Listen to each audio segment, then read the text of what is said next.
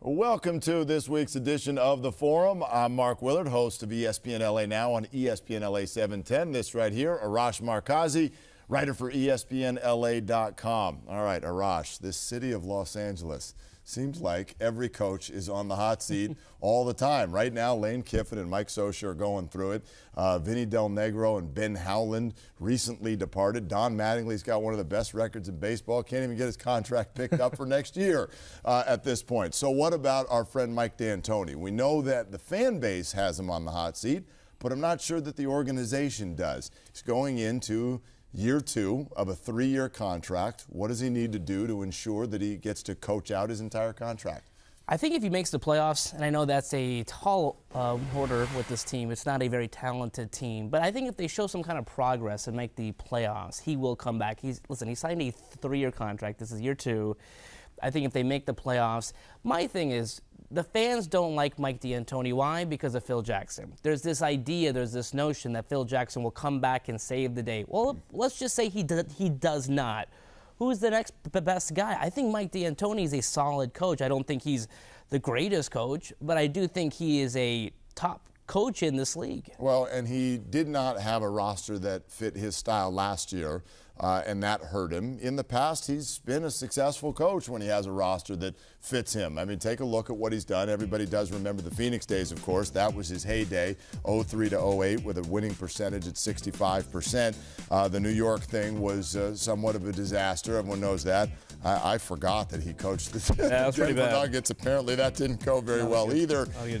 But you know, he made his name with the Phoenix Suns, and the Lakers, at least to a certain degree this year, have done their best to replicate that type of roster. He doesn't have Steve Nash the way he was back then, but at the same time, they got some guys who can stretch the floor a little bit, shoot the ball a little bit better. That's what he wants. So maybe the win percentage goes up? Well, here's the thing. You have to grade him on a curve. I mean, we have to realize the team that he had is being projected by this very company to finish 12th.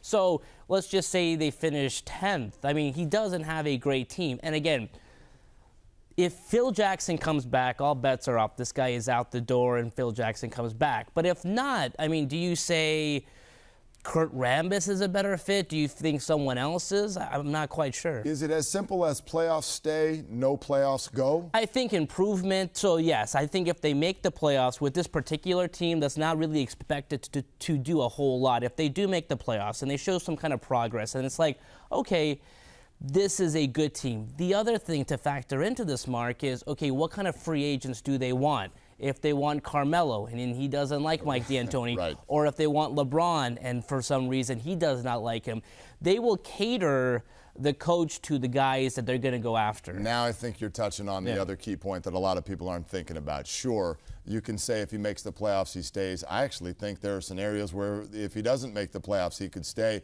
but there's a bigger picture issue. One, he's got to not upset Kobe Bryant. As long as that relationship is good, then Mike D'Antoni's got a shot. But two, you just hit on it. Free agent destination, whoever they're going after next summer, what kind of intel are they getting from that person, and are they getting the vibe that anybody wants to come play for him? And by the way, I don't know about the superstars, but in terms of numbers, Mike D'Antoni's the type of guy that makes money for players. Oh, exactly. Because their stats go up. And listen, I think they're going to go up to these guys and say, who do you want as your coach? Because this is a key year for them.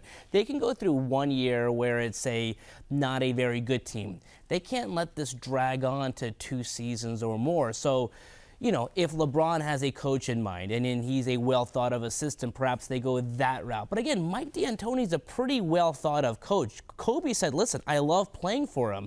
Now, he may just be saying that right now, but this is not a terrible coach. Remember, when he first came in, we were very excited about him, but obviously, you know, all these guys got hurt and it was a terrible year. But listen, unless you can get a top-flight coach, I think Mike D'Antoni's a pretty good fit right now. Well, I agree on one respect, and that is that the winning percentage this year is not the whole deal. Oh, no. The winning percentage the following year and free agency, to me, that's issue one. All right. That's it for this week's edition of The Forum. That's Arash Markazi. I'm Mark Willard.